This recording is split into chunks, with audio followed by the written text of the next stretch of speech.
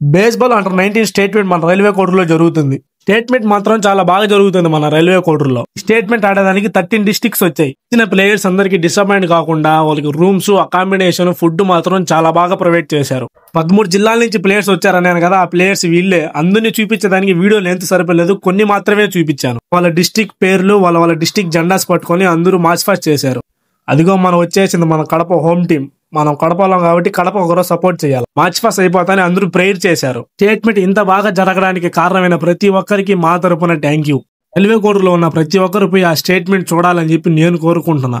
ఇక్కడ ఆడే ప్లేయర్స్ కి ఇంజూరీ అయితే మెడికల్ క్యాంప్ కూడా ప్రొవైడ్ చేశారు. ఫుడ్ కూడా ప్రిపేర్ చేస్తున్నారు, చాలా బాగా ప్రిపేర్ చేస్తున్నారు. రైల్వే కోడూరు హెచ్జిఎఫ్ సెక్రటరీ అయిన రాజు సార్ గారికి థ్యాంక్ యూ. ఇక్కడ జరగడానికి కారణం మన రాజు సారే. అలాగే ఈ టోర్నమెంట్ జరపడానికి వచ్చిన పెద్దవాళ్ళకి, సార్ల వాళ్ళకి, పీటీ సార్లకి అందరికీ థ్యాంక్ యూ.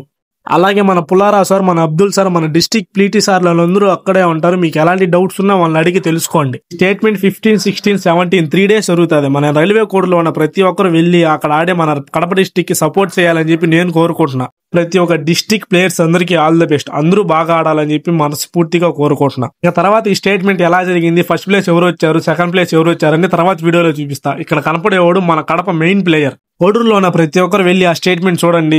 చూసి అందరూ మన ప్లేయర్స్ కంతా ఎంకరేజ్ చేయండి. మన కడప డిస్ట్రిక్ట్ టీం కూడా ఉంది, ఎంకరేజ్ చేయండి తప్పకుండా పోయి.